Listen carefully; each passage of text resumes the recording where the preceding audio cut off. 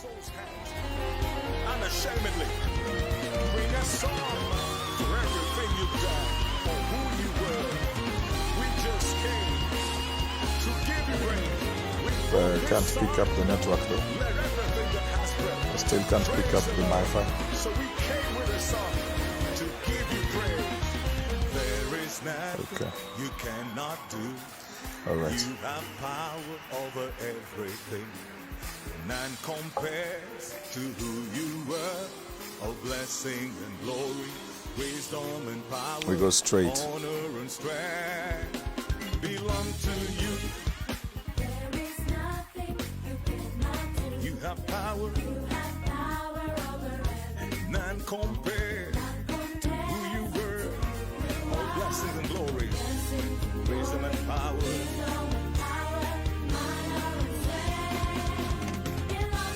Say it again. There is nothing you cannot do. You have power. You have power over everything. None compares who you were. Blessings and glory, wisdom and power, honor and strength belong to you. You have done so great things. We're standing in awe of your matchless power. We're living big by faith in you. All blessings and glory, wisdom and power, honor and strength belong to you. You have done so great We're standing in awe. in awe of your matchless We'll live by faith. living victory by living All blessing and glory, wisdom and power. Good afternoon and welcome to CJ Scott. Apologies because we're coming in late, and then earlier on we already had a hitch as well. But we appreciate each and every day that you are here waiting on us and being a part of the online broadcasting, regardless of the teething challenges that always come up. But we are so glad that you are here. So looking forward to having a great conversation on the set today and with each and every one of you. So if you were able, please host a watch party. Get to invite your friends, tag them. Let's get them to know that we are on right now and we are ready for a great discussion this afternoon, because we are talking about repositioning your business. And you may say that you're not in business, but you know, the truth is that each and every one of us in one way or the other interacts with, deals with, or does business. So, and you might just be the product that you sell. The information and the knowledge that you will draw today will be helpful to you.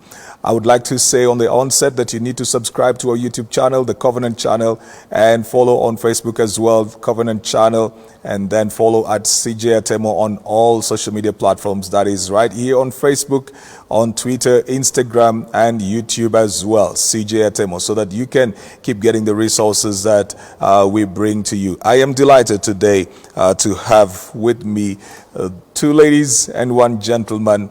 Two of them are not new anymore. One of them is not very new, but new to this particular platform. And we're going to have a great discussion. So what you need to do is let us know that you have joined before I even bring on set, or rather before I introduce our guest today. Let me know that you have joined and you are with us wherever you are right now. Let's just get to know that you have joined. Please host the watch party. Go ahead and host the watch party. Want to know where you are joining us from as well, wherever you are. So I'm just looking forward to see. Thank you, Mwariwa Wairegi. I can see Mwariwa Wairegi tuned in. My brother from old time. Wekulo Kuchio, it's good to see you. Looking forward to having you here one of these days. We went to school from childhood together. Emmanuel Swaka, it's good to see you as well. Yes, Mwariwa Wairegi saying tuned in Dubai. Always a pleasure, and it's always so good to have you here as well. All the way from South Africa is that's Pastor Kevin Chetty. Wekulo Kuchio tuned in from Kabarak. And I'm just waiting for this. COVID thing to end, because we've got to come right down into Nakuru and probably Kabarak as well. Tune in from Umoja, Emmanuel Swaka. All right. Let me get to know who else is on. Who else is on? Gloria Minor is on as well. So let's get to know who is on because we're just about to begin this discussion right now. Please, again, go ahead and share on your timeline, share with your friends, host a watch party, and let them know the court is in session. All right. Okay. But today I'm delighted to have, as I said when we were beginning, 2 ladies and 1 gentleman. The poster did show that we were going to have 2 gentlemen and 1 lady, but it just turned around and we have 2 ladies and 1 gentleman. To my immediate right, I've got Tina Kitale. She was here when we were talking about business partnerships, and she's joining us again. It's so good to have you, Tina. Thank you, CJ. And it's good that you finally have brought all your social media platforms into one name. Yes, I have. Because every time I would be trying to find you, I'd be thinking, okay, what name is that she's using on Facebook and what name is she using on Instagram and everywhere? So thank you for doing that. That's repositioning, right? Yes, that's repositioning myself, I guess, my brand. Huh? Yeah, it's good to have you here. Of course, you'll talk a little bit about what you do as we begin. And then I've got my brother, my friend for so many years. He was here last week, and I'm still relishing the gift that you gave me. I appreciate that.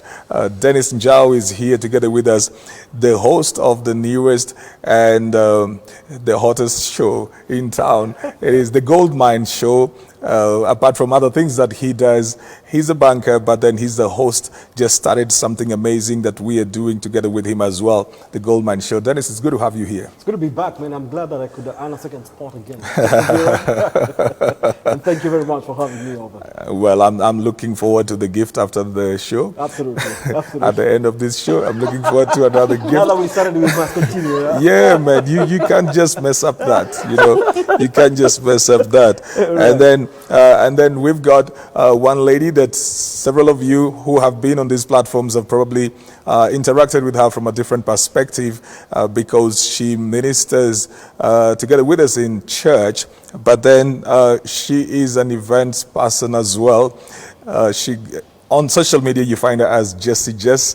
Many of you would know her as Jacy Kimani, and it is good to have you, Jacy. Thank you so much. I'm glad to be here. All right, and thank you for just being good and doing good and coming in quite quick. Now, ladies, it's very interesting. So it's Saturday. I'm relaxed in my shoes. These shoes, am I getting a shot on my shoes? I need to get a shot on my shoes. Yeah, okay, now. So I was given these shoes as a gift by Faith Vata Musilu. I hope that she's watching. She brought in some 2 pairs, so I was given those by Faith Vata Musilu. Faith, thank you so much. Now, I'm just trying to tell you all that I am in the season of receiving gifts.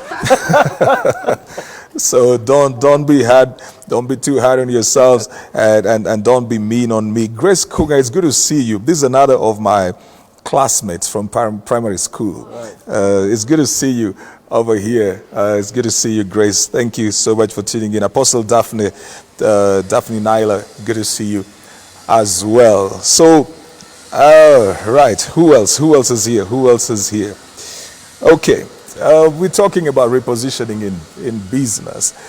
And probably I'll start with Tina, because you're the closest to me. Yes. And I will start with you. What are some of those things that businesses have encountered in this season, especially with COVID? What are some of those things that businesses have encountered and have to deal with, the realities that they have to deal with in this season, right? Oh, businesses have had to go through a tough time, considering this time when the revenues they were getting before, right, of course, are not the same, because some people have decided to change how they operate in terms of their spending habits, their consumer behaviors, what they choose to do, right, because of the panic that it brings about to everybody, and of course the financial constraints that everyone is going through. Right. So businesses are experiencing downtimes in sales, productivity, and also in traffic. And it But, doesn't matter it doesn't matter the size of the business. No, it doesn't matter the size of the business.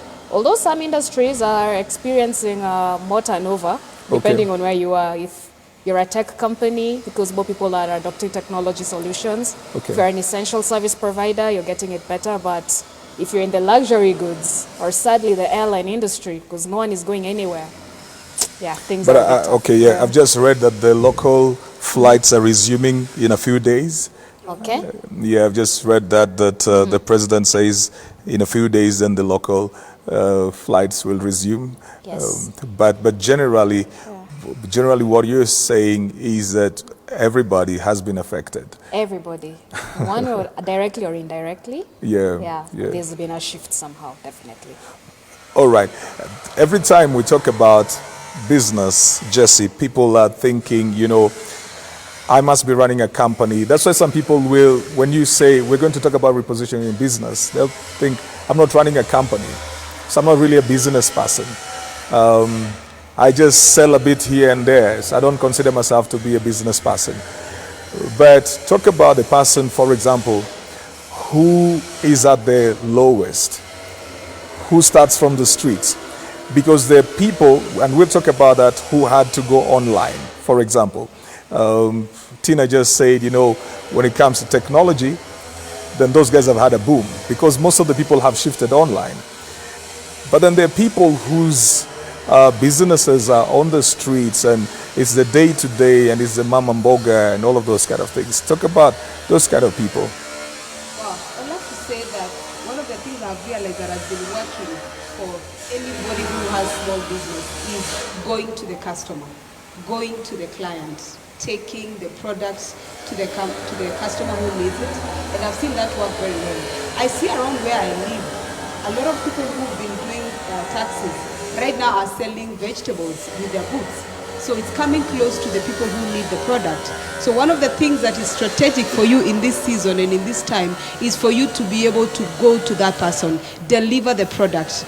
They still need the products, but they don't want to move.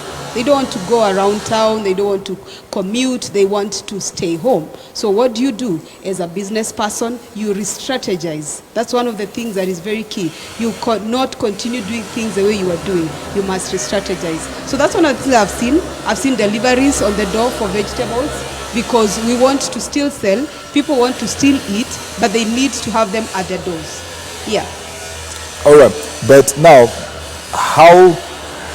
how does, or is it possible, for example, if I am this person, I'm selling these very essential things, is it possible for me to leverage on technology? I know that should be Tina's, I know I should be asking Tina that. Yes. But is it possible for me to leverage on technology? Let me ask Dennis that. If I'm doing very little scale. The answer is yes. Okay. The answer is yes. Penetration of internet in this country is huge. Guys on phones is also a big thing. And I can tell you, internet today is more consumed on the phone than it is on laptops and PCs. And that means that then the fact that then all of them are on the net, they are on the phone, they are already consuming these services. And I think you've got to go to where people are. Yeah. In any case, I can tell you, Chris, you never open your shop for yourself. Yeah. You open it up for your consumers, and the question is, where have your consumers gone to? Right. But to your first question, the question of repositioning, I think, is a given. Whether it's at a personal level or it's going to be at a business level. Every so often, we've got to just reposition. And the reality is, what COVID probably has done is just to accelerate a few of those things Right. much faster. But I think the questions of repositioning were already ongoing. I mean, individuals from time to time must reposition. Right. The brand that brought you here may not necessarily take you there. And so once in a while, we've got to do that. And I think it's a norm for individuals. It is a norm for businesses. And I think you're even safer when you then introspect and ask yourself, having come this far, what else must I do and what tangent must I do? If I think about what then the COVID question is, it's just a reallocation of resources. The fact of the matter is, money hasn't disappeared. Yeah, it's true. Money has not disappeared. Yeah. It has just taken different tangents. Yeah. Yeah. And there's more of what I'd call a reallocation of Okay. resources. All right. Some industries are a bit more starved of those resources, but no doubt there are guys who pray this stays the way it is. because Do they're you making more. think that some people just panicked and held back money? Because you're saying that there's not less money. But there are some people who will feel like we don't have too much money. Do you think that a season like this would make some people feel like I want to spend less, and then that then affects somebody's business? Yes.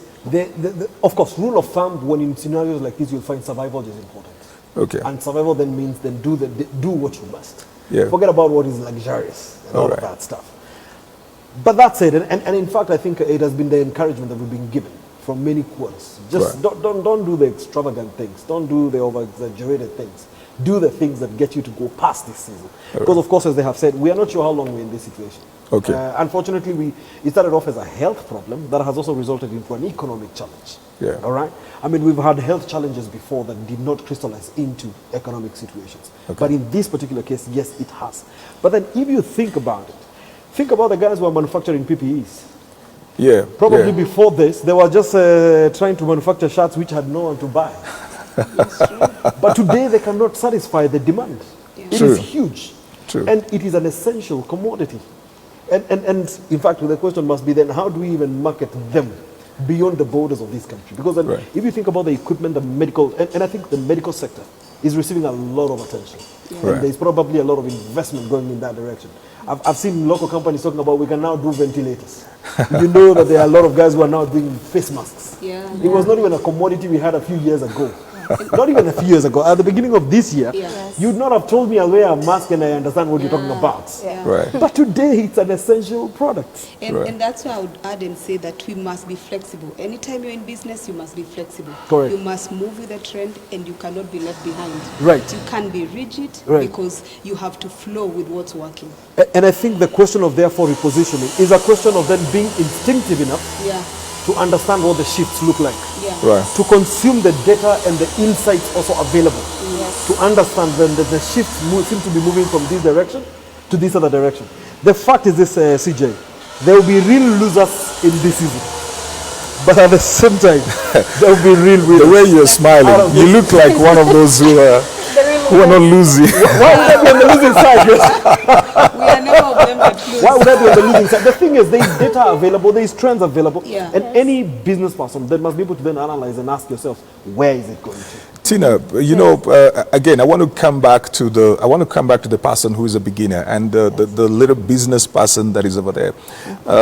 Dennis is raising up the issues like there's so much information and data out there, so you're supposed to be able to predict trends Yes. in a sense.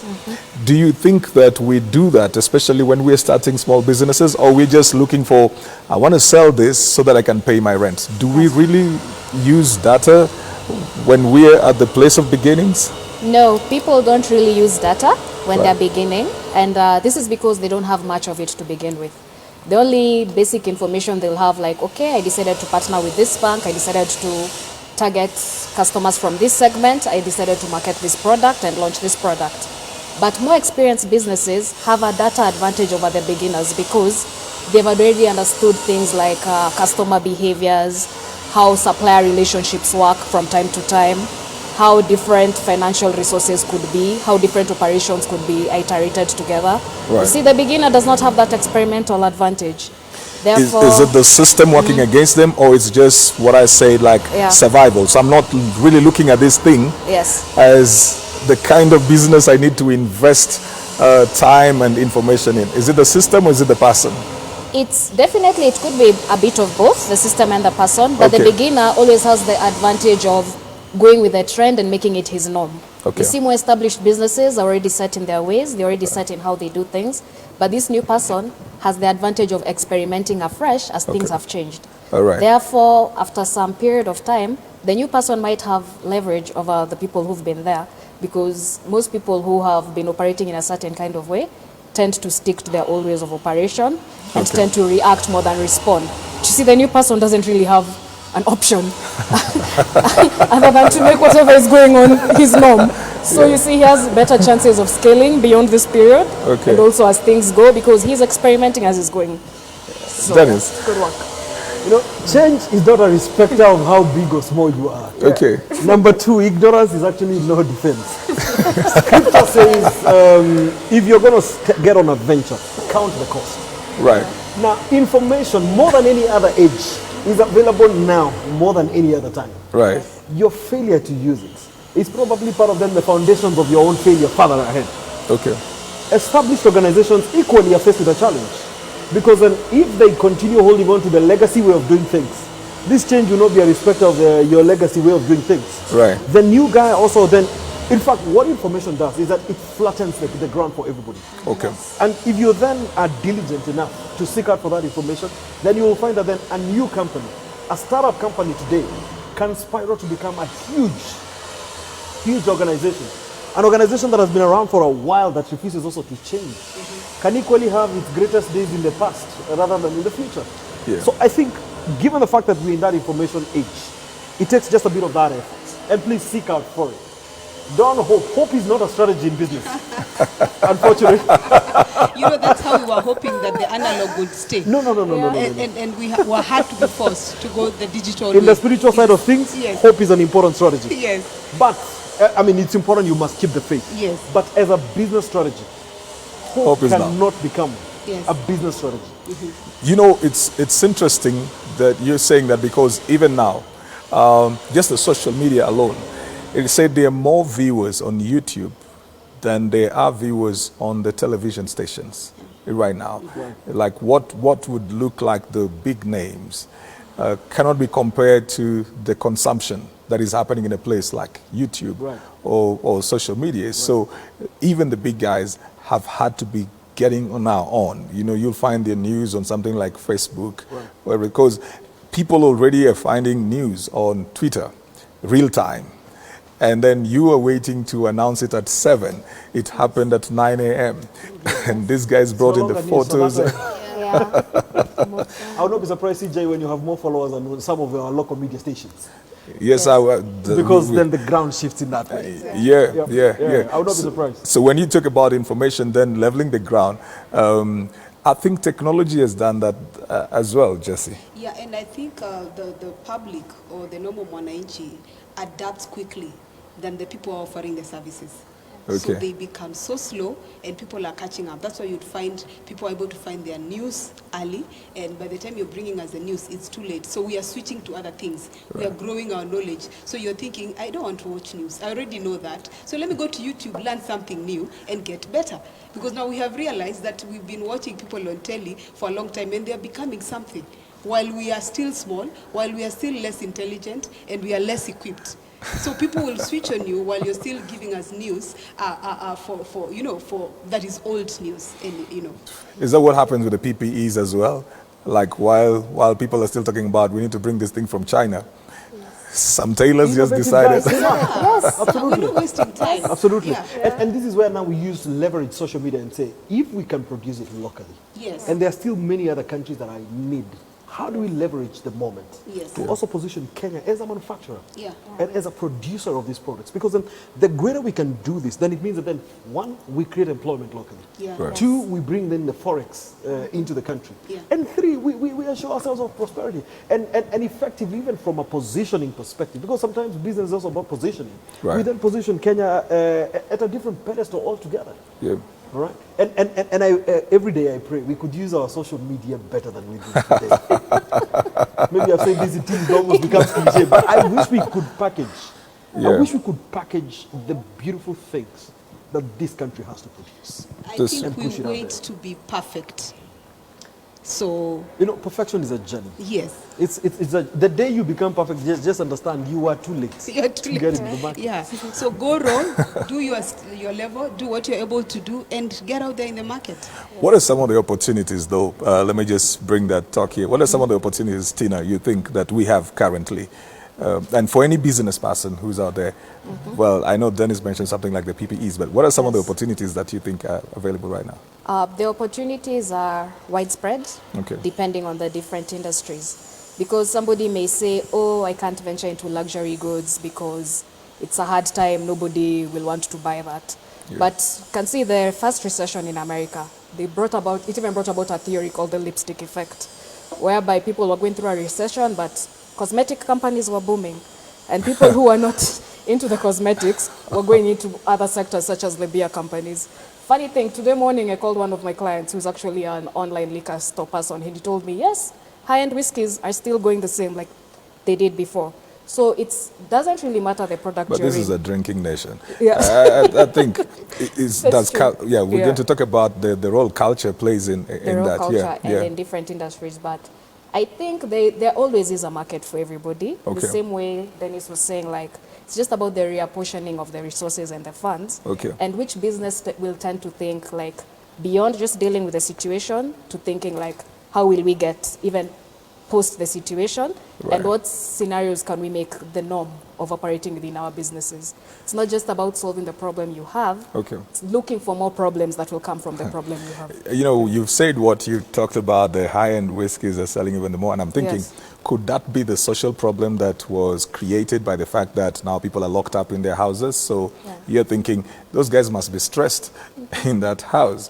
So they need something in that place. Does the social behavior inform opportunities in business? Definitely.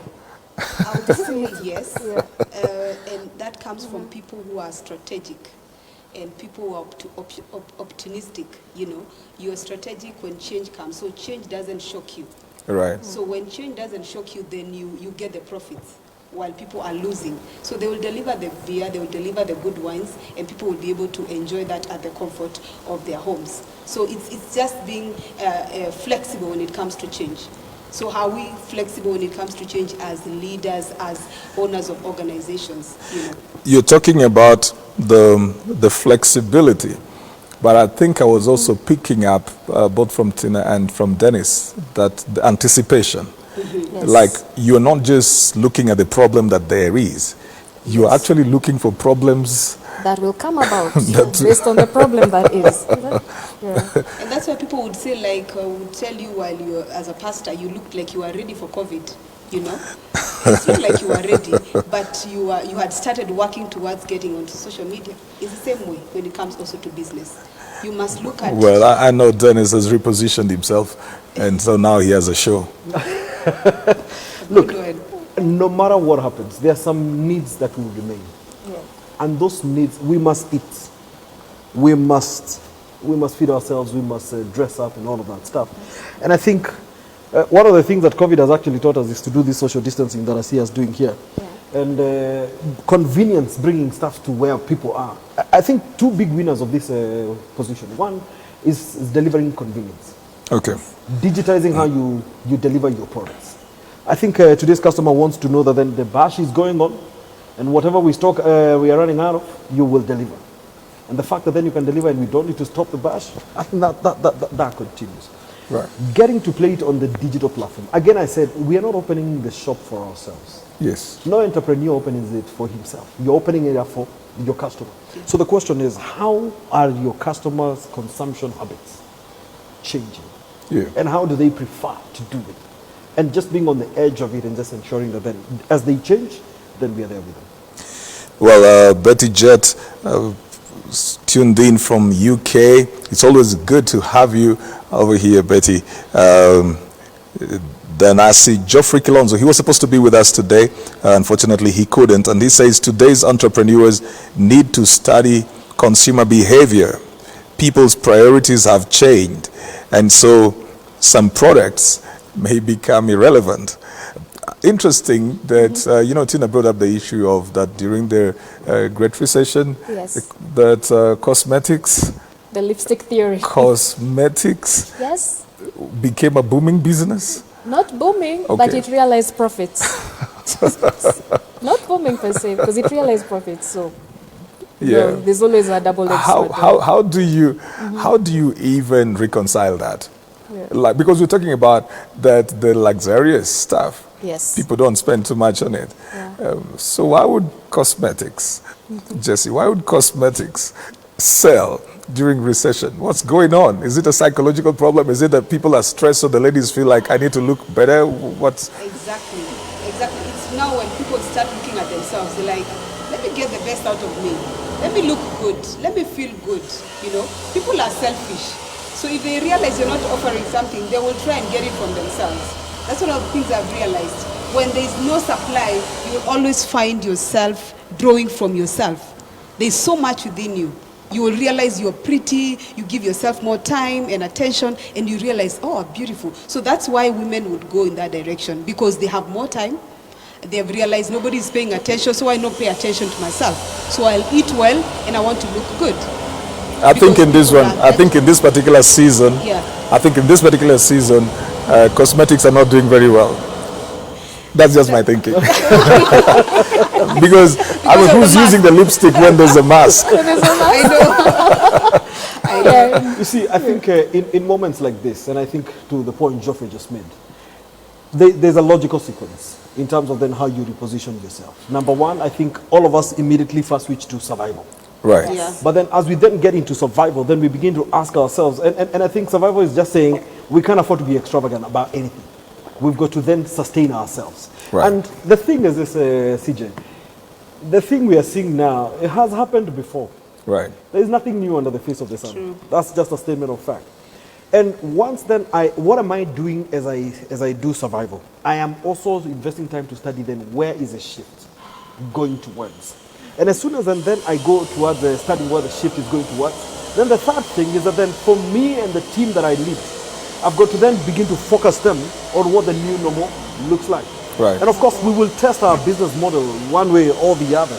And as soon as we are clear, this is the direction it has gone. And again, back to the data, evaluating, checking out how it's going.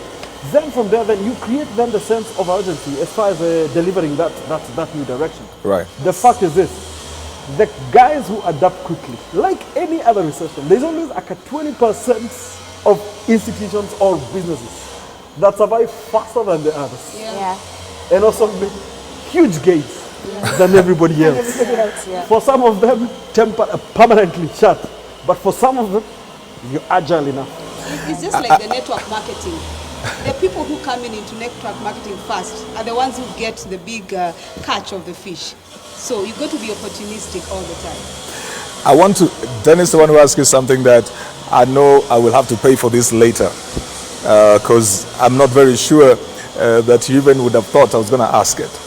There was an opportunity in China, at a certain point, because Kenyans mostly would use dollars. And there was an opportunity in China for pay. And there's something that you initiated between this country and China while you were at KCB. Would you talk about that a little bit? Forgive him later. I'll forgive him later, man.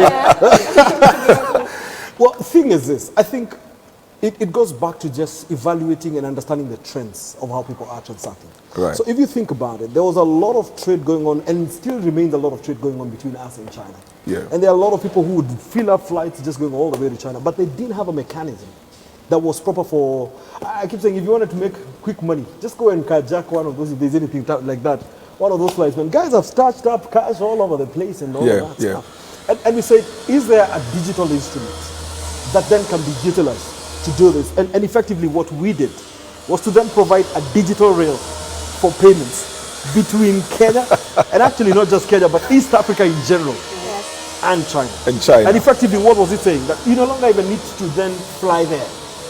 Establish a contact, digitally pay.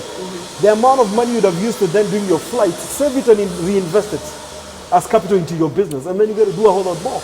But then, man, the guys who just feel like I must go to China because for tourism it's fine. I mean, if you want to go and see the Great Wall of China, you know, they want to look busy. Yes. They want to look busy, like Right. I'm this busy business person. Right. And so I was in China last week. It's peer pressure. It's peer pressure in business as well. You know, there's also peer pressure in business. So you want to look like you have this gone. thing of t-shirting us that you've been all over the place, it's going to fulfill purpose. When you Some- look at not for the margins, sake of they it. are just so weak margins over there. Sometimes you can be effective without having to do all of that movement, right? Yes. The future is not about how much you move around. Okay. Moving is good for exposure. Yes. All right. No doubt about it. And by all means, I'm not saying that you don't move. One good friend of yours, Reverend Elias, taught me about more than anything else, fight for exposure. And All right. it is great to get exposure. Right. But then life cannot just be about moving all over the place for the sake of that Of movement, yeah. Today we have the benefit of technology. We have the benefit of many solutions that make it easy for us to then do business. It is possible, and forget about even going out to China. Even locally here, I could be selling products and take advantage of the transport rails that are available, such that I supply beyond Nairobi very conveniently and in a very reliable way. Yeah. Because the next thing for an entrepreneur is a question of then, if I want to scale, what are the distribution rails that exist? And the truth of the matter is, we don't all have to build our own distribution rails. Right. There are people who've made that their core business. And how do I leverage on it and push it? I make myself available on social media, and I think Sebi talks about this very, very well. Well, I was going to talk about that because, you know, the one of the best things that has happened on CJ Scott is that there's a business deal that was struck. Absolutely. Yeah, and Sebi, because she does JADA, you know Sebi, she does JADA, which is a distribution company, and then so today she's just got a deal that was brewed somewhere around And here. you see, that convenience Sebi provides with Java. Right. I said earlier, the question of logistics is a big winner as far as this change is concerned. Yes. Because people want that convenience. Yes. And I don't want to invest in the infrastructure. Think about what it used to be back in the day. You'd have to have drivers and messengers and all those guys. Right. Today, those companies are saying, it's not a core of what we do. Can I outsource?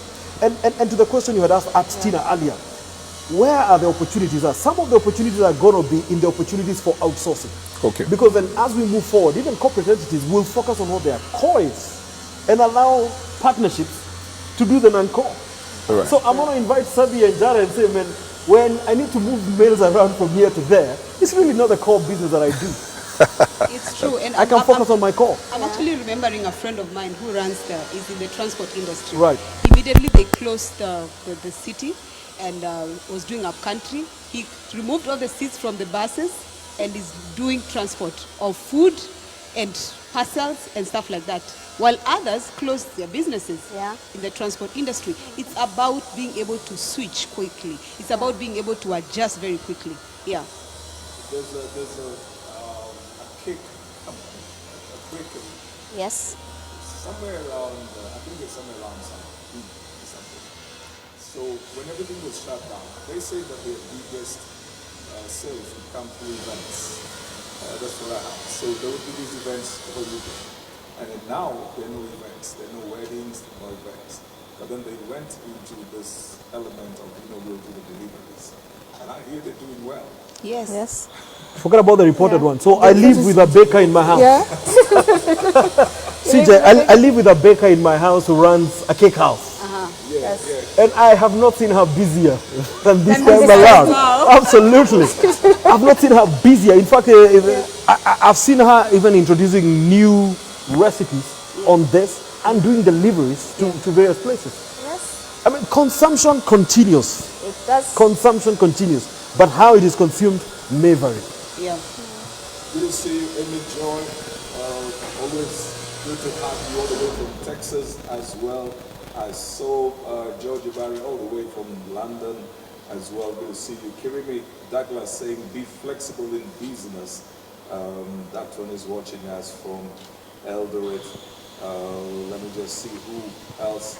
If you have a question and you want it to be addressed right now, we'd be glad. Faith is so glad that I mentioned that she's going to shoes and she said she'll be dropping. Keep on dropping. You keep dropping, I keep talking. Okay, so that's Hadley Travel. Who else is with us right now? Faith Kyoko tuned in from Mombasa. It's good to see you, Faith. Richman. Well, it's Richman Karibala. Good to see you as well. Let me see who else is with us today. And let me know if you have a question, you have your thoughts, you have your contribution. Just, come on and let us know what your thoughts are. Mary Cheesy as well. Mary Cheesy, Alingo Evans. It's good to see you, Alingo Evans. I know you're doing something in Nakuru. Moses Okoth also here as well. I want to go back into just the element of that flexibility and then the rebouncing aspect as well. Nokia is back. Yeah. A few years ago, the story was Nokia was wiped out because they did not like jazz. But now, it is being said that they're really coming back, they really come back with very fine phones. I know that, Jacy, I know that you're a lover of tech. Yes. You know, I saw one of our media guys called Kibet, and he has a very fine Nokia phone. I was like, I don't love Nokia. I mean, there are no Nokias anymore. I forgot about that. I used to love Nokia. And it's called, when you're in leadership, when you're a leader, you must be flexible. You know, you must not be thrown out of the boat, out of the wagon, because you're rigid. And it's the same thing. Nokia realized we're going to be forgotten. A brand that was good was going to be forgotten just because of not being flexible. And it's the same thing. And I'm glad that Nokia is back. It's one of the phones that we used to love. You remember that 310? It used to be Nokia 310. 3310. 3310, yes. It was one of the best phones that everyone had. I still have. Would you have your mic a bit closer? Okay. A few people still have it. So it's just repositioning yourself as a leader, rebranding yourself. We should always see a new you. There are people who are forgotten. They were great 10 years ago, but they are no longer great. Why? Because we do not repackage ourselves. You must repackage yourself and reintroduce yourself to the market. Tina, tell me, what are your thoughts? You know, these guys were wiped out. It's nothing nearly short like of a miracle, right? It's nothing short, but Because like Jacy, myself, I did not know that Nokia was back until somebody was telling me they have the best phones in 1, 2, 3. I'm thinking, which Nokia are you talking about? It's like you attended somebody's funeral, then you're told they're in town. I think they probably took the strategy of analyzing what's going on and saw a way to make themselves competitive. What many organizations should also be doing, you know, as an organization, don't just react to the demand that's there. You should be able to respond back to it also. You know, as an organization, you should be looking to expound beyond the comfort walls you're in. So the more you expound, the more innovative you be, and the more you want to experiment as you go along. You know, the risk-averse approach is no longer acceptable. Organizations have to take on risk more and more aggressively, and the element of speed can't also be overlooked. Because when you stay comfortable and meet just a particular niche for some time, you will become redundant. Why? Because people are always thinking of better ways to do things. Right. And probably Nokia sat back, so what's going on, and we can come back in a bang in this. But Dennis, these guys, I mean, was it the president who was giving a press conference and he wept? I wish them well, number one. I'm actually hearing on this stage that they are back. Oh yeah, they are. That's not to mean that I haven't seen them, but that someone is taking note of the fact that they are back. I mean, and this is not hate speech, but I wish them well. You see, What's that supposed to mean? I just wish them well. Look, the question is mind share. You see, customer buying decisions.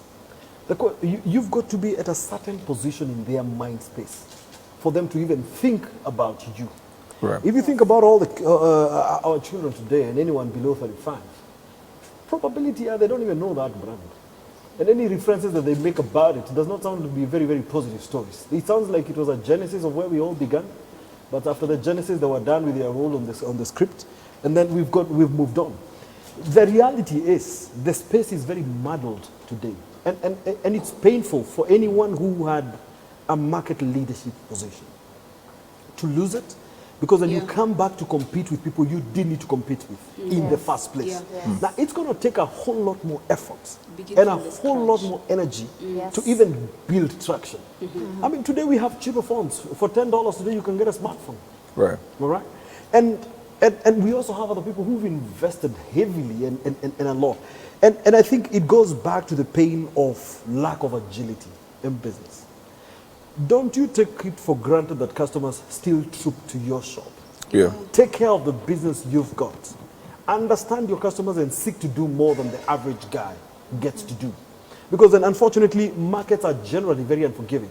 And I think when people move on sometimes, it takes a lot for them to go back. Like you say, I mean, if we've been to the barrier and then I saw you in town, and I mean, you can imagine what my natural reaction is going to be. You're starting afresh. It takes a whole lot more energy. It takes a whole lot more energy. And unfortunately, that technology is changing too quickly. Yes. for you then to keep up. Yeah. The question is, why did you lose it in the first place? Exactly. And what must you therefore do? And what lesson? And I think I'm glad. In fact, he says that to the press conference you're talking about, Yeah. the only mistake we did was not to change. Is that what would you call it? Is that arrogance? And does arrogance sometimes cost us in business when we think that we can't lose? Sometimes, people don't change because they're thinking we're the big name in this, Yeah. we're the suppliers in this. Everybody has to use our product, so we're not changing. We can't lose. Is there an element of arrogance sometimes in It's the costing? supremacy syndrome, where you feel you're king. Yeah. Nobody can overtake you. But in this journey, anybody can overtake you. So you got to be sharp, you got to be quick, you got to be ready and seasoned. Yeah. There has been, we're talking about Nokia, but there have been companies even locally that used to do stuff and they're nowhere completely. I'll tell you about one. When we were growing up, I didn't grow up in Nairobi, so when we were growing up, if you were coming to Nairobi, you'd use a certain bus called a Kamba bus. I cannot tell you what happened to that thing, but because it was so massive, it was all around East Africa, it was everywhere, and then the thing just slid out. Would somebody just tell me what happens? What happens? What are some of those mistakes that we make? Is it that there was an opportunity to change and we did not change? Is it? You see, I said at the beginning, Yeah. the question of repositioning is not just now With relevant COVID. because of the challenge we face. Yeah. Right. Every so often, the market changes.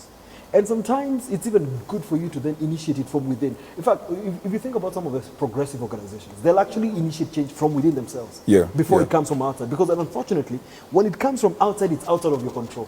True. Yeah. And you're helpless in that discussion. In fact, you're playing from a weaker position. Right. But if you then stay close and neat to what your customers are looking at and initiate that change, and I think there are a couple of organizations we can quote today that actually initiate that change. Because the surest way to predict the future is actually to create it yourself. Yeah. True. All right? That's a way to do it. So if you think about all those organizations that we can You talk got about. Tina. She had to think Got me about it, so now thinking, she's yeah. looking at you. And while she's thinking, I'm also thinking feedback. Yeah. One of the things customers give and the business people don't take attention on. And the first feedback is from your workers. You're the first customers. If they keep telling you this is not working, you ignore it, then the other customers from external customers will realize it's not working. So you lose, but you should have heard from your internal customers who are your workers. So when you don't pay attention to the people you work with and the clients that are close to you, then the other customers who are outside will bring it up in a very bad way. And that's how you lose it. I don't Feedback. think it's just to do with you and your customers. I think you have to take into account the entire value chain. The people you work with, Yes. yourself as a business, your employees and your customers. Yeah. There has to be some symbiosis between all these parties you're working with for you to make sure you can initiate something new into the market and it works. Yes. Because you as this good bus company, you might think, oh, okay, maybe it's nice if I give them a snack, maybe it's nice, but whoever supplies your buses has not thought of other things like aircon, Wi-Fi, Right. things customers might want to leverage on. There's no way you can do it yourself because definitely it might be beyond your capacity. Right. So as much as you might think like, okay, I'll initiate change in this way, these people have to be on board with you. Right. So you have to think of the entire value chain as you progress and See, today we are discussing local competition. Right. It's Baska versus Akamba. But we've got to understand one of the things that technology has done. The globe has become flat. Right.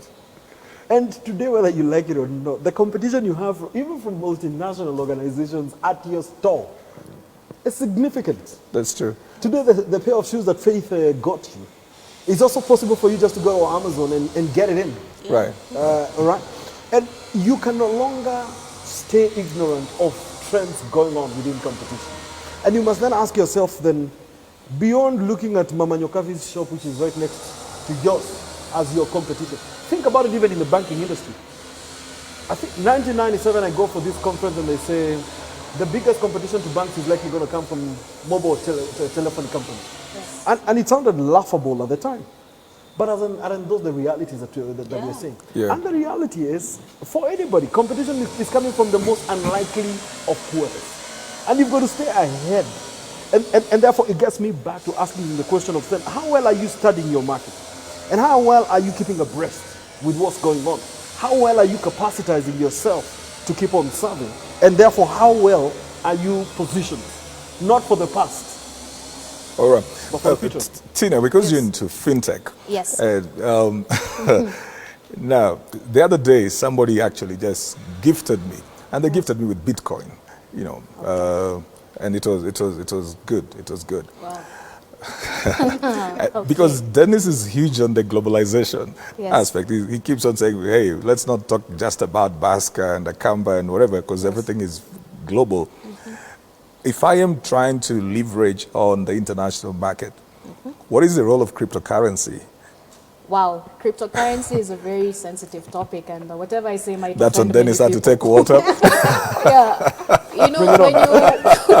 when you adopt something, it's not regulated anywhere. Right. Nobody knows who's really running it. Okay. So chances of it collapsing tomorrow, beyond your control, you don't know. At least when it's the bank, we can trace where MasterCard is, we can trace very many things. But this cryptocurrency, again, I bring about the issue of the network. The network in which an industry Wait a minute. As you So, talk about that, yeah. wait a minute. I remember in 2008, 9, my own biological sister would Yeah. not use M-Pesa because she did not trust that thing. She felt like, how does my money go through the phone and get through the other side? So Yes. she insisted on what she would be doing would be the traditional ways of sending money at that Yes. particular point. But look at where M-Pesa is right now. So could it be that we are looking at cryptocurrency in the same way people were looking at M-Pesa before? I look at cryptocurrency the same way I look at network marketing. It's a Ponzi scheme. You don't really know who runs behind these things. And like she said, the people who get in first are the ones who always benefit. What if it collapses the day you decide to put in so much investment in it? Can I Dennis. just make a comment about it? Yeah, yes, Well, yes. of course, I think in this market, unfortunately, it was introduced through network marketing. Yes. Right. And probably that may have just given us a certain tag. Right. But I think we've got to go past the network marketing element of it. One, things like Bitcoin, are they in use today? The answer is yes. We've got markets that get to use them. In our country today, do we have bureaus where you can cash it out? The answer is yes. It is there. But I think while we don't deny its usage, I think it also takes a couple of stakeholders just to bring it through, and especially from a legislation perspective. I think what I have found is the fact that then from a regulatory standpoint, there seems to be a concern. Now, is it possible that they can address that concern? Maybe it is a challenge that they must take on themselves Right. to then eventually get it to optimally function. Because then again, outside of that, then it continues then to face the hurdles, if you may, as it were. But yes, I mean, there are markets today that are using them. Some markets have been a bit more liberal than other markets have been. Some have given some legislative framework that allows it to work, but some with their concerns. So I guess it probably is in that tunnel where we're saying the answer is not, it cannot be. But I guess then there are a couple of fundamental issues that need to be addressed so that then it's able to function correctly. Are they addressable? Probably they are. Probably they are. Right. I mean, I can tell you from the financial system's perspective, nobody ignores it. And I think it would be very foolish to just ignore it. But of course, I think concerns around what the concerns are have been raised for them to, and I think they just require this. All right. Reina Taylor, Ruth Raburu watching us as well. Davis, we're all here saying, enjoying CJ Scott. Tom Deuri watching as well. There's this gentleman, I think he's a gentleman, calls themselves Machozium Kenya. I hope that your tears will be wiped soon. Saying watching. Then Blessed Alphas tuned in from Nanyuki as well. There's something that we were having this discussion at some point with Dennis, and there's something he mentioned which I've used now like 2 times or something, and he said modesty is not an asset in business, in the repositioning of many people. And you see, when you say that to me, that particular day I had to just go back to my resume that I send around, and I asked my PA, I said, let me see how my resume is usually sent out, and as I need you to correct a few things. And so they're sitting there with my wife, and they're trying to tell me, it's you who said that it needs to be done like this. And I say, it's me who is saying it needs to be redone. Because I think that I do not capture a lot of what I would call my accomplishments. How does a business, reposition when it comes to the matter of branding? In terms of publicity, in terms of just getting their advertising, marketing in seasons like this. Because, when we talk about the element like, for example, if I'm this big market leader, then I'm always assuming that people will come because of my product. And that's where we go wrong. That's exactly where we go wrong. Look, I am a believer of the fact that there are two things that are vices in any businessman: modesty and an ego. Those two are not assets from where I sit. Right. All right? If I have decided I'm going for X, then it might as well, and I think someone talked about the fact that then if anything is worth doing, then it is worth doing well. Right. And you throw yourself at it. This assumption of the fact that after all people will see, which people, their attention is also drawn to many other things. Yeah. You're not the only guy in town, and don't imagine that then you have no competition at all. You've got to then push yourself out there and let everybody know. And I think the challenge of this modesty thing, which sometimes I think we confuse for humility. There's a difference between humility and modesty, and I will not deal with that. But there's nothing as bad as being in a market as rough as one we're in, and constantly you keep underselling yourself. But if you know you have the capacity to deliver, boss, don't be modest about it. Let the world know that this is what it is. Confidence sells. Right. Confidence sells. I mean, I'm going to look at your face and even fast evaluate. Do you look like you're even convinced about what you're telling me? and if your face cannot even say it. Right. Because you see, communication, there's a bit of body language, and I wish said he was here to unpack that bit. There's what you say, there's also how you say it, and then as I look at you, your facial expression. Right. And I can tell this guy needs to He's not sell very himself that philosophy before he even sells it to me. And we also need to remember that our competition is watching. Right. So you think you were shining last month and your competition is asleep. Your competition is watching and rebranding themselves while you are at your comfort zone. So we must also remember it's business, we're in competition, and others are getting better and better. So you must also keep getting better. There's a time that, for example, there's a time that banks had to move out of halls and go and reach people out there. Initially, it was prestigious to have an account. Initially, it was. I mean, you walking into the bank, you actually feel they've done you a favor. And they want referees, and is there anybody else who has an account in here and something? And then it got to a place, these guys are all over the estate. And right now we can open accounts on our phones. Yeah. We don't need to go to the bank. So, I'm sorry, Dennis. But For the record, I drive digital adoption. okay, thank All you. right, and there is nothing I would want to see more Yes, than like being that. able to serve you from wherever you are. Yes. In fact, I can tell you, banking is no longer a place you go to. Yes. It is something you do alongside many other things Yes. as you go along, and that's the world we live in. So the days of sitting on the back office, and I'm glad you gave those examples of banks. You no longer find the manager hidden and stuck up in a certain corner out there. He's out here with everybody else. Yeah, looking Why? important. Business dynamics have changed. Right. It has changed, and you've got to change with it. And you can no longer be modest about what it is that you do. It's unfortunate. Sometimes you even ask anyone beyond your family members what it is that you sell.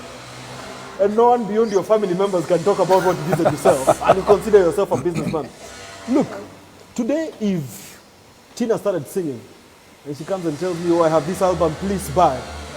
Maybe I'll buy because it's a friend and I'm woyeing you and all of that stuff. But you see, my woye cannot become your strategy of sustainability. It is not a sustainable model. And therefore, you've got to work it out with your own hands. If it is worth doing, then let's know you for something. Stick your neck out there. Get your hands in the game. One guy back then told me, you've got to do it with everything you've got. That should you fail, we have a fantastic case study of how not to do it. Yeah. All right. Yes. And sometimes we fail with such modesty that it impacts nobody. And there are no lessons to learn in that case. I mean, do it. And that's, you either succeed, In my world, by the way, CJ, I never fail. Right. It will either go my way or I'll pick a lesson. Exactly. That's what I wanted to say. You're right? Yeah. Yeah. But yeah. either way, do it with everything you've got. That Yes. should you fail, then we shall all be very clear Yeah. about how not to do something. And I keep saying that the lesson of how to do is just as important as the lesson of how not to do things. Yeah. Right. But at the same time, should you then fail, don't fail to pick the lesson. Just pick your lesson up Yeah. and evaluate. A self-evaluated life is a very good life. That says, I guess maybe we may have missed X, Y, and Z. But fortunately also, I think there's a lot of communities around which that we can draw from. I mean, the platform CJ that you're running is very educative, is very, very insightful. And I think we've got to be hungry enough to continue building our capacity to do what it is that we Right. seek to do. Right. The knowledge you had at the point you began, and she'll tell you, she's in the fintech space. It changes by the hour. Yeah. Keep yourself good in the game. It's actually part of what Frank will talk about in the Jewish phenomenon. Right. Because then you've got to then keep working your craft out so that then you become excellent at it. That's good. And I'm looking at someone who wants it perfect. You don't want to fail, so you don't want to try. So there's nobody who is inspired by your perfect side. People are inspired by your mistakes. They are inspired by that you fell and you rose up and you are able to redo and do better. So nobody will be inspired by you showing them the best you are, the best shots. No. The people who need to be mentored. And that's why we need to be mentors when it comes to business. Let's not just be the superstars. Let's mentor other people so that we become better and better, so that we're able to compete with the international market. The reason why we stay local is because we want to be the supermen in the nation and we stay local. So we need to also mentor people. I think I brought in an aspect of mentorship there when it comes to business. Yeah. But I think just to that is be true to yourself. All right. And I think at some point you've got to identify what are you passionate about. Yeah. What is this thing that you think you're well equipped to do? And you know that then you also even have an advantage when it comes to, so that you remain authentic. Right. And remain true to what your true north looks like it is. And then you deliver it. And having then identified what it is that you want to do, then secondly, I think you've got to package it correctly. I've identified my craft, I want to package it. And package it not with modesty, but understanding that then you're in a market that has sharks out there that Yeah. you also then need to bring what you must. But even as you bring it, bring your uniqueness as well. Right. Why yours and not for anybody else? Right. And I think why you're you is because then there's a uniqueness that you carry, which is probably what the world buys. Right. There's a uniqueness of your product, there's a uniqueness of how you deliver it, etc. Keep on improving your own game. And nobody can beat you at being you. Nobody can beat you at Yeah. being you. Right? Well, but as a businessman also, what you need to understand, the greatest honor you can ever receive from anyone buying from you, it's never the turnover, it's never the upselling or the cross-selling. It's always the referral. Yeah. So as you're doing what you need to do, please make sure you're actually meeting the need. And just to echo what one of my professors told me in campus is, never give a customer what they want. Give them what they never dreamed possible. Because when you do that, there's a loyalty aspect and there's a aspect of them coming back to you over and over again. Yeah. All right. Our time is, we've spent quite of our time over here, but I see Joan Jagi saying tuned in and they're like, confidence sells. Yes, it does. Just picking up a point from what has been said over here, thinking the confidence sells. Let me see if there's anybody else who's got something. I saw Maureen Amunga tuned in from Vihiga. I'm just trying to check out who is here. There is Ephantas Njogu who's joined in, and Blessed Alphas. I'm just trying to see who is here as well. Stan Klaus, who was watching from the CBD, and he says his phone is fully charged. I know this kind of stuff excites you, Stan Klaus. It would be good to have you over here one of these days. Well, Sally, it's good to see you here, listening and learning. It's good to see you. Sally is here, Dennis. That's my friend, and a big shout out to Sally. That's my sister. Yeah, there's Sally, and then Alfred, Arita, Abundance. You keep on talking about the thing of modesty. And I want us to talk about this element of confidence. Jacy, you're a pastor and a businesswoman. Yes. So here you are. you want to sell, but you want to look like you're this nice Christian woman as well. So,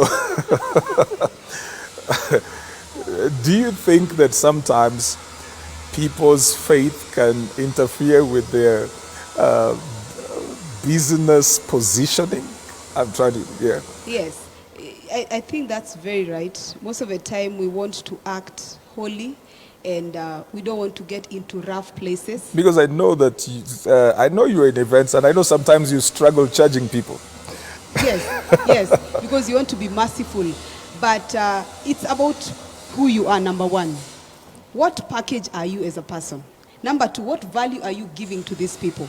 That's what you're dealing with. So you cannot start being a Christian in the place where you're supposed to be talking business, as long as you do it in the right values, with your right value systems. So there's no problem about that. So let's not try to be modest and be polite about it. Drop a quotation, let them argue with it, let them reason with it. Let's compare with the competitor, because I match up with the competitor as well as a Christian. Tina, is it easy to, and Dennis mentioned that as well, is it easy to sell to the people who are around you? Is it even easy to quote to them? No. Every entrepreneur will tell you the people who are least likely to support their business is their friends. And their family. Why? Because they want the service for free, or they just look at you in a particular light that doesn't fit their professional brand or professional image. They'd rather do it elsewhere. They're thinking, but I know Tina, so why is she trying to be serious with me?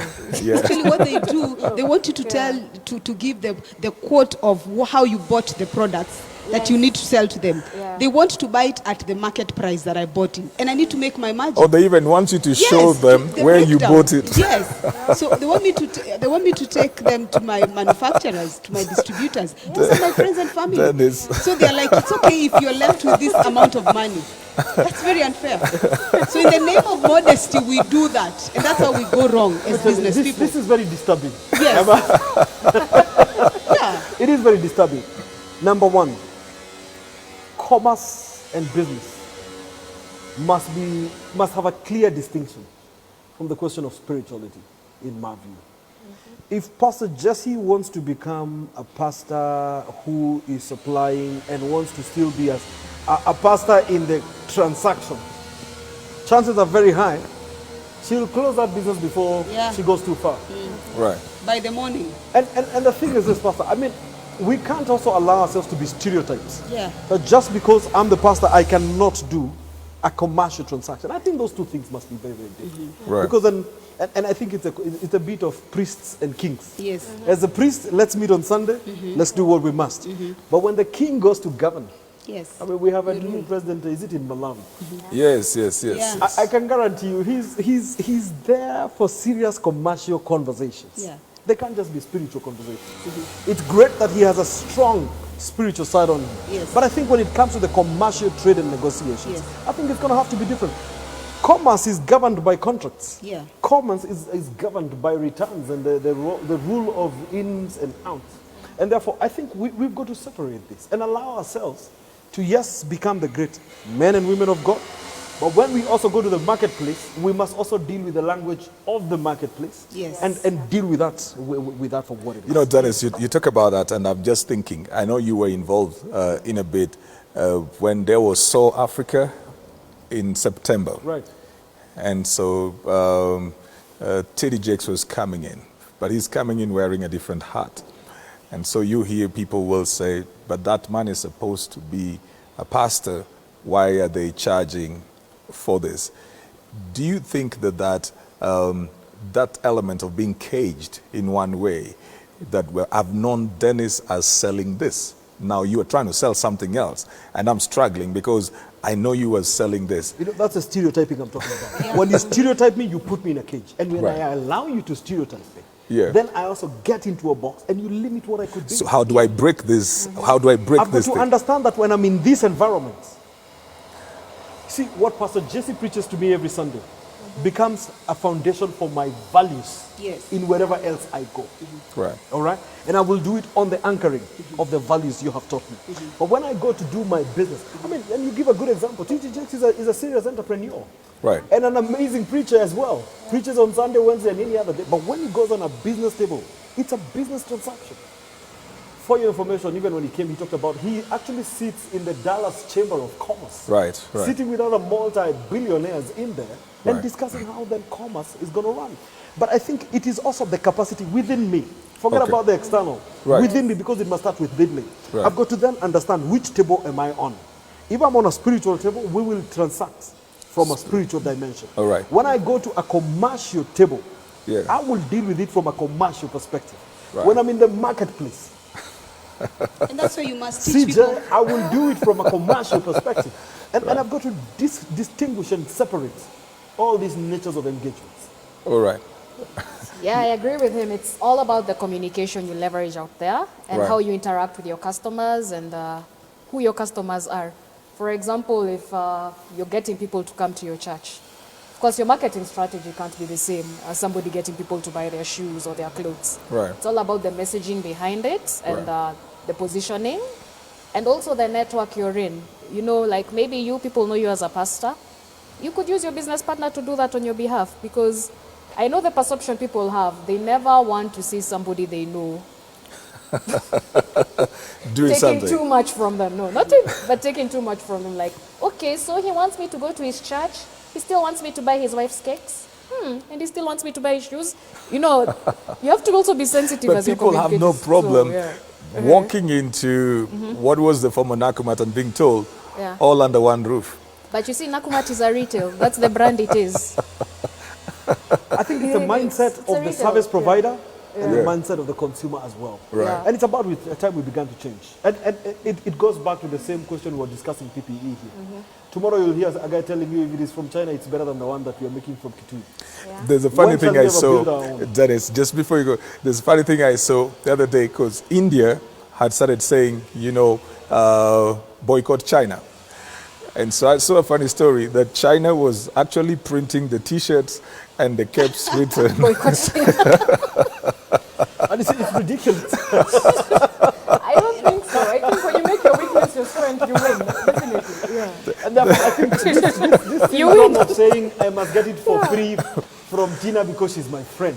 Yeah. It's exactly how we kill each other's businesses. I think I should take pride in her success. Right. And I should be wanting to then support her business and pay the rates that a commercial client will pay.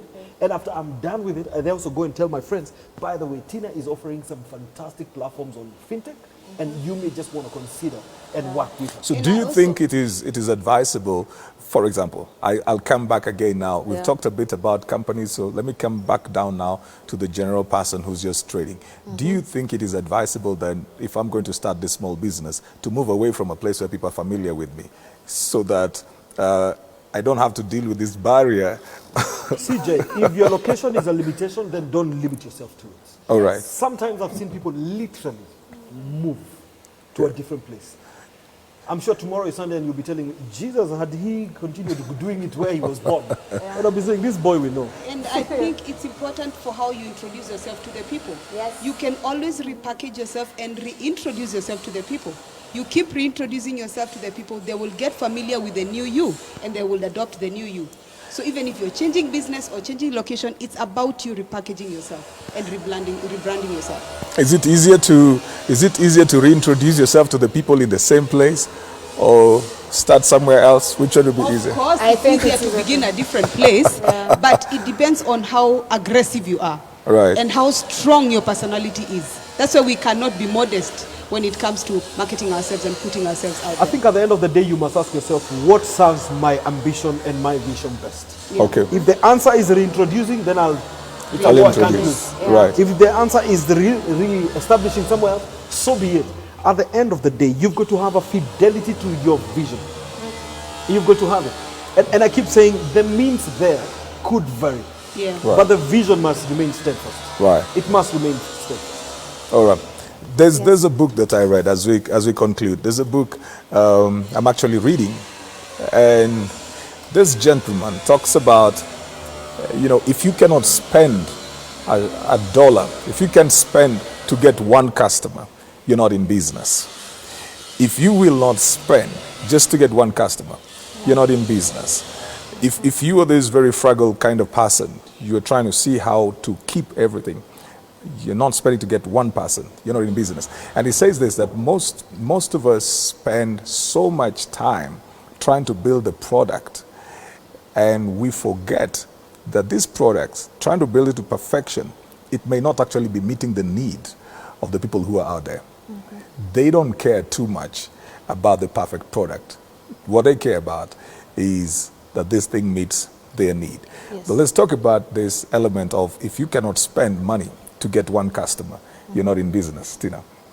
Yes, I agree with it because me personally working in a technology company, yes, we tend to sometimes spend more money on product development and overlook marketing and Right. marketing budgets and all that. You need to spend money to go meet people, to build a rapport with people and all that. So yes, marketing is not an aspect that can be overlooked, and any sale is always done on a relationship. And unfortunately, any relationship, there's always an investment to it. Okay. So definitely, if you cannot spend, yes, it's true, you will not get the customer. And also, the interacting with people gives Right. you a chance to get feedback on whatever you're doing and whatever you're building, Okay. and to understand a need they could be having now or they could have later. So you see, that's also how you understand the niche and the opportunities that lie ahead for you, Right. and for your business and for your employees. And talking about employees, you also need to adopt a more flexible approach whereby you have decision making at very many points. Because I realize with our culture here is very scared. Like all direction has to come from the boss, everything has to be top down and all that. So you find people not taking initiative Right. to venture into the market and to understand what works best for your business. So if organizations can approach a more flexible, open-ended way of getting information and decision making, I think everyone has a win in it. Jacy? Yes, I would love to say what you value, you would put investment on it. Just like a man. If you value a woman, you will spend on her. So, Now, she's talking like that because she's about to have a ladies' show. So she... so if you believe in your product, you will spend on it because you want it to go out there. The number two is what you value, what other people would value. Is it a product that people want? You don't sell what you want because you love it. You sell what you want because people want it. So is it valuable enough for the other people? So number one, you value it because you're the visionary, you own it and you love what you do or what you sell. Then number two, is it something that is valuable to other people? So what do? I invest on it so that it can get out there for people to know. People will never know unless they're shown. So that's why we'll go on social media. That's why we will put billboards, put it on a magazine, newspaper, wherever. We'll put it out there so that people can be able to know. So the value, that's all I would say about that. All right, you know, even as you talk about that, and before Dennis says this, I remember a gentleman that had very good products, but he always had these people that he would, you know, supply his products to. And he got very comfortable at some point. And I remember one time I said to him, why don't you move yourself onto the social media space so that everybody can see you, so that you're not just dealing with the few people. There's something you mentioned about the warrior factor, which is not sustainable in business. And it took him so long to get there. And then you find people who are on the social media platforms do not even have the kind of quality products that he has, but they're selling like crazy, man. I suspect the book you're reading must have been authored by a guy from Central. We are forgiving They, you. they have a proverb that says a shilling is looked for with another. Yeah. And so I think that's how to paraphrase what you say. But I think, CJ, the thing you're talking about is the modesty question. Right. And allow me just to give this story just to summarize my point in the course of what I have done.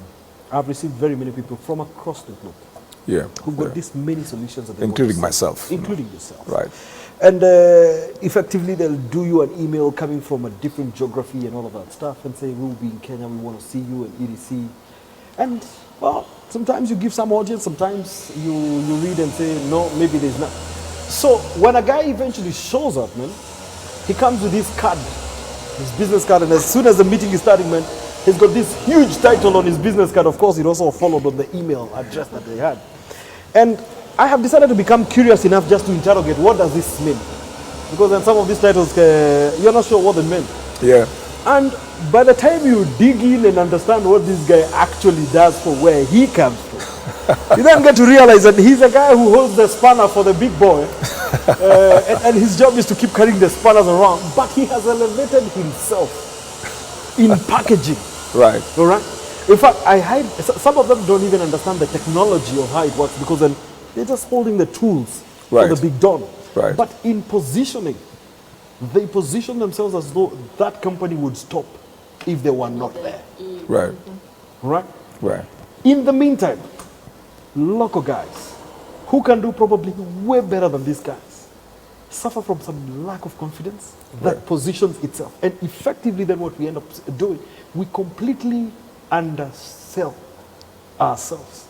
And our positioning then gets us to even suffer. Right. And I'll tell you this. My conviction is that then we've not even had the best of musicians yet. Because the best of them are still in the bathroom singing to themselves, doubting themselves. Yeah. Right. Sometimes the market buys what is available, not necessarily what is best. Yes. Right. Right. And unfortunately, some of the guys who have got better ones keep complaining about what the quality in the market is. Yeah. But they won't do nothing about it. It's fear of rejection. Understand? They won't do nothing about it. And if you were to ask me, we've Yeah, got to you just- better buy. You need to buy my music, okay? Absolutely. Beautiful music. Yeah. Oh man, it's Yeah. We've got to believe in ourselves again. Right. And we've got to just be confident about the product called us. Yeah. Sometimes I've asked the question of what if Dennis Njau was a listed company? What would change about his packaging? What would change about his association? What would change about his investment in self? And I highly suspect if I was a listed company, I would do a whole lot more than I'm probably doing now. Now the news is I am actually a company. Yes. I am that organization. And Right. I've got to brand myself and work at it. Right, And right. therefore, the question of us just shortchanging ourselves then keeps us at a level lower than we should ultimately be. All right. And I have seen intelligent people. I have seen brilliant people. I've seen skilled people, and we have a lot of them, even listening to us today. Absolutely skilled, very gifted in what they do. But I think they just need to then add on to that. Just the fact that then they believe in themselves a bit more. Right. And push themselves out there and push yourself to the market. And in case that's a challenge, when they can see CJ, and he will help them to just get that done. All right. All right. Well, you know, time will always be time. Time is a limited factor every time. So somebody says here, this John Jaggy, you have to wait. You have to want it for you to do it. Yeah, that's John Jaggy. Faith Vata saying we are more ready for the ladies' show. Well, okay, and a few others again who are here. Well, it's been a delight just having you. Triple A, Alfred Arita Abundance. It was good being on your platform yesterday. Thank you for just hosting me yesterday as well. All right, this is Joe Kamau, the pastor in Nyahururu. Good to have you as well joining us. It's never too late. Remember, you can get everything that we are doing on, you can get all of it on YouTube as well. You can still host the watch party later on today, and you can get it on YouTube as well, on the Covenant channel, on CJ Atemo as well. But follow us on CJ Scott on Facebook, and also CJ Scott Official on Instagram, so that you can keep interacting with us on everything that we are doing, because CJ Scott is that show that comes to you every Saturday and just brings you enlightenment, education. You get to get entertained as well as we go, but the main thing is that we want you to be impacted to make better decisions in life. And we discuss all manner of things right here. We talk about politics, we talk about religion, we talk about music, we talk about arts, we talk about age, relationships, and everything. You want to be a part of this show, you feel like you need to be on the panel over here, just hit us up on CJ Scott on Facebook and Instagram as well. Do a DM or inbox us and let us know you want to be up over here to be on the panel as well, to come and discuss a few issues in here with us. Well, that's the time that we have had today. Follow me at CJ Atemo on all social media platforms, and then we will see you again next week, same time. Remember to also follow the Goldmine Show, which is coming up with Dennis Njau on Facebook, the Goldmine Show right there coming up. So follow him on the Goldmine Show as well on Facebook, because that's coming up so good. And I've got to announce as well that there is another show that is coming in with Jacy Jess. So follow Jacy Jess on Facebook. Jacy Jess on Facebook. And there's a show coming up for the ladies as well, and it's going to be amazing as well. Well, this is what we do. I don't know what Tina will come up with one day, but you know, I am your super producer as well. Whatever you want to, whatever you conceive, talk to us, and we will cause there to be a production. Samuel Omondi, Gino Daktari, it's good to see you as well. Well, until the next time, keep it right here. CJ Scott.